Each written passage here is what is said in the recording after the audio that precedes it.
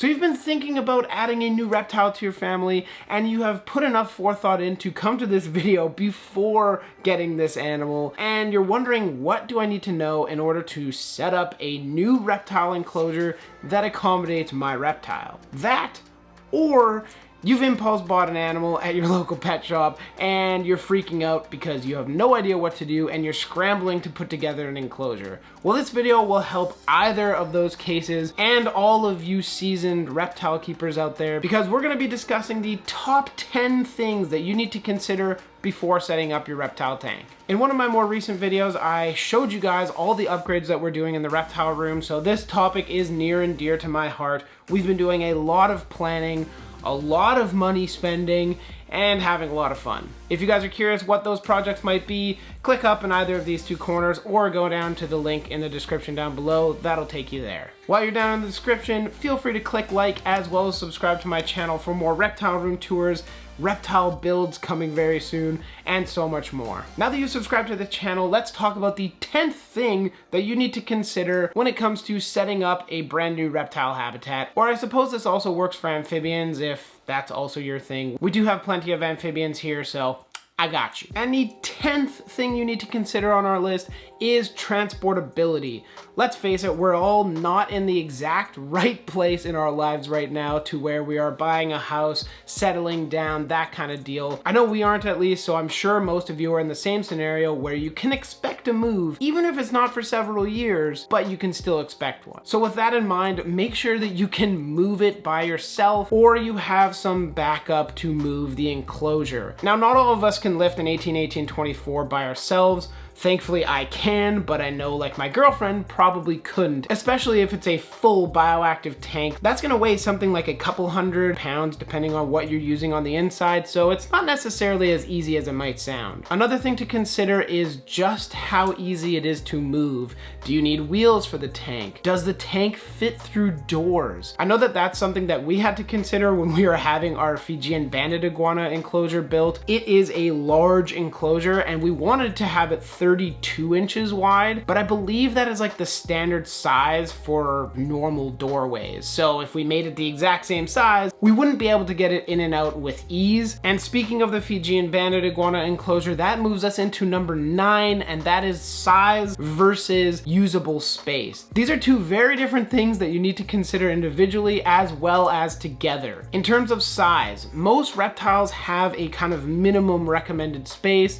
Obviously bigger is better, and that's where the kind of usable space comes into it. You can provide a bearded dragon with like a 4 foot by 2 foot by 4 foot tall enclosure and it have a tiny little log with like a dangling heat lamp. That's not a very efficient use of space, and in fact it's just a complete waste because the majority of that tank your bearded dragon will not be able to use. We've all seen those cases where people have those types of setup where you're just thinking to yourself like, why is there so much space but so much unusable space? You want to make sure that enclosure is as usable as possible. About 2 years ago, we set up a leopard gecko enclosure that had a full back wall, and the leopard gecko could use that, walk around it, interact with it, and climb all the way to the top of the tank. And now that increases the usable space in the tank. It might have only been an 18-18-18, but it was 18 cubic inches of usable space. Another thing to consider when it comes down to the size of the tank is factoring in decorations. You might eyeball a piece of wood thinking, hey, yeah, this'll fit, no problem. I didn't need to measure the tank. It turns out it's either way too big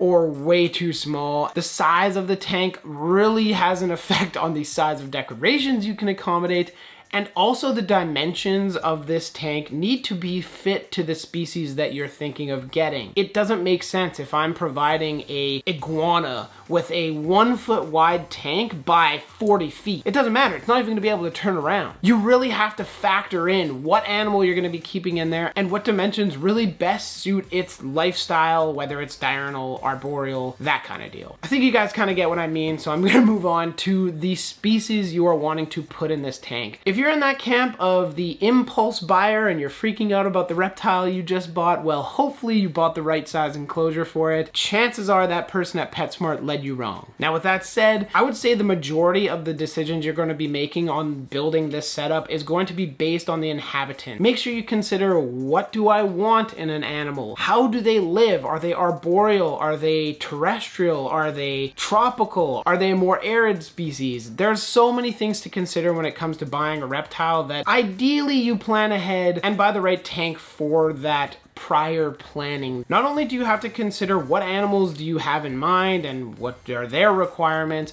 you have to consider the space that you have available. You can't accommodate a massive iguana when you only have a 12-inch cube worth of space. Now, that's not to say that if you plan correctly, you won't be able to keep a large iguana, but it's certainly possible to accommodate them in a large room with proper planning. So that's why you're here, obviously. Speaking about the iguana build, you need to consider your skill set. If you are just a beginner going into this thinking, oh yeah, I know everything, chances are you don't. You might be well researched, but your practice in actually building and setting up an enclosure is likely minimal. I'm not saying that as a negative thing. I'm just saying that with experience comes more knowledge on how to build enclosures and how not to build them, which is probably more important. When I say build an enclosure, I mean setting up the background, foaming in wood. Choice of wood is also a very critical point. There's a lot of things to consider when building a vivarium, so just experience really helps those decisions. A perfect example of biting off more than you can chew is a paludarium style setup, or just something that requires a lot of plumbing,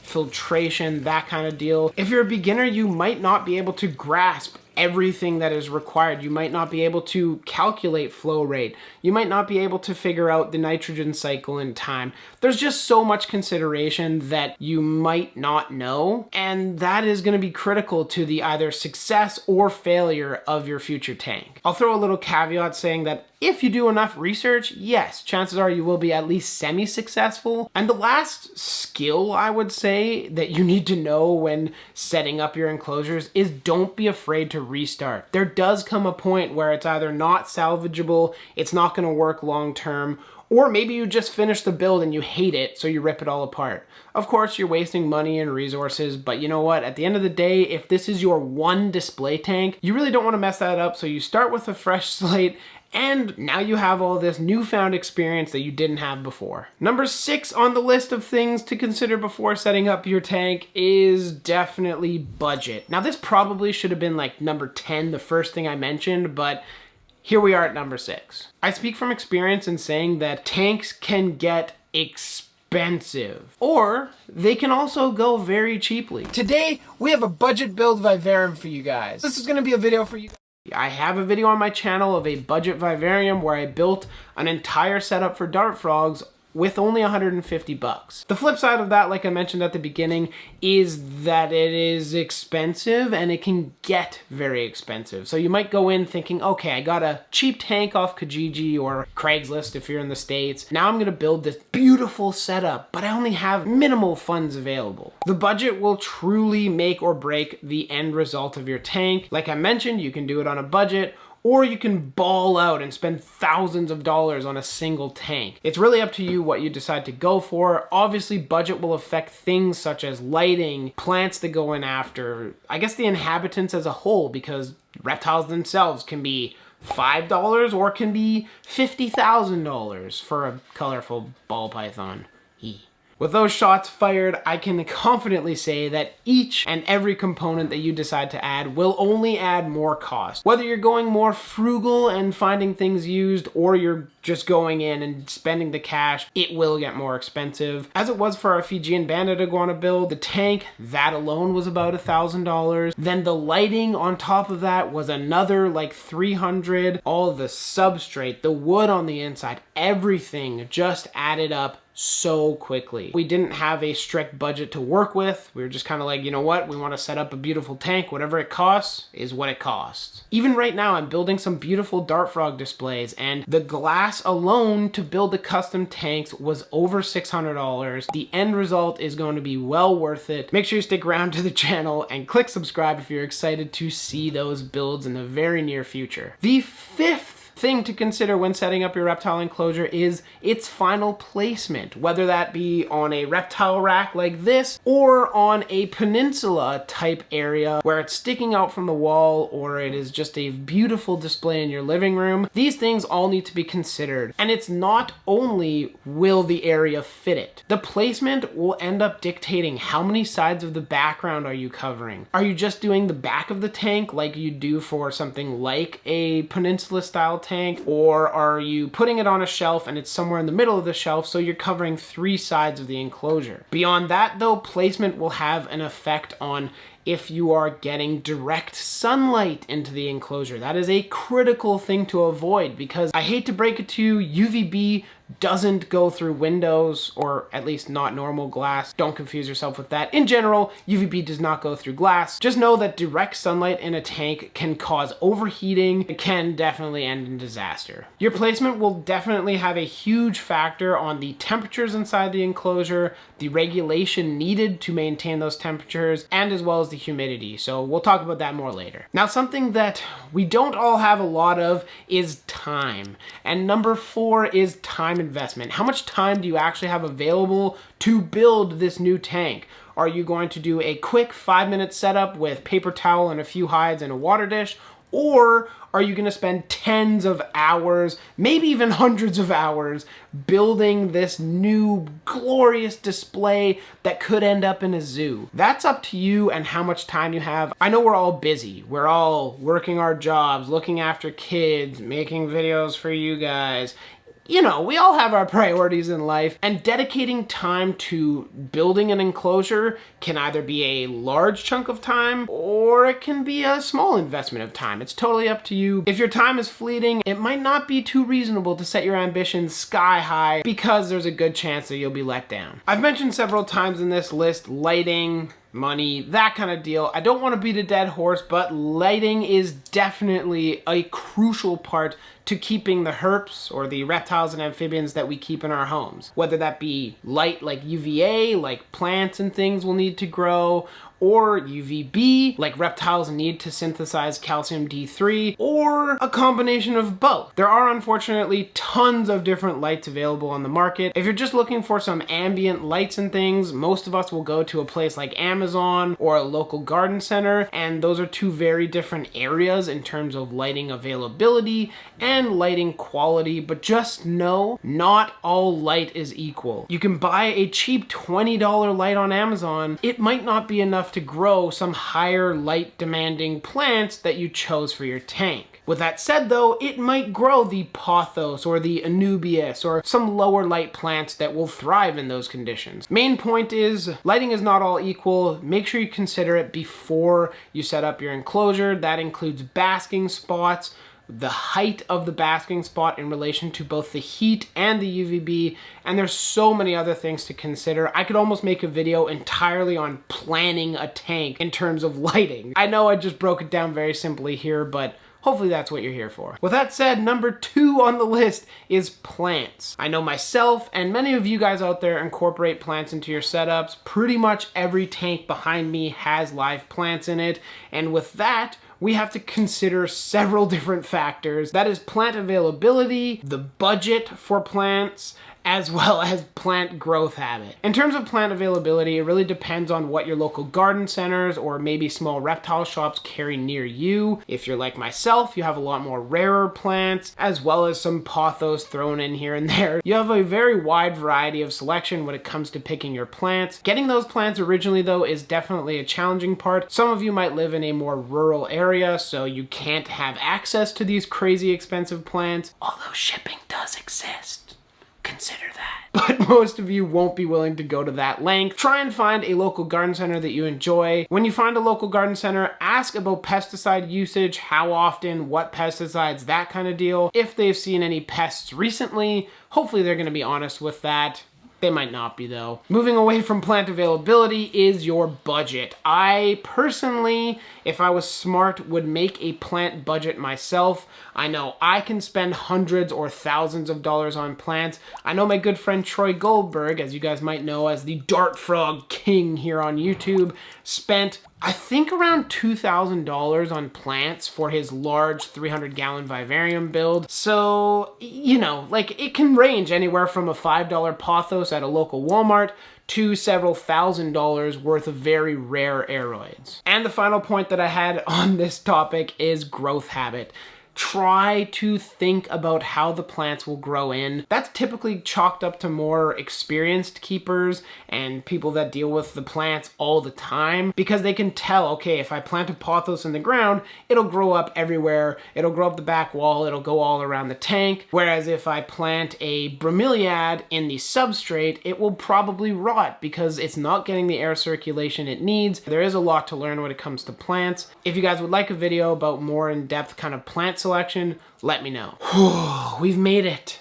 Number 1 on the list, and that is room conditions. This is not something that many people keep in mind, especially beginners.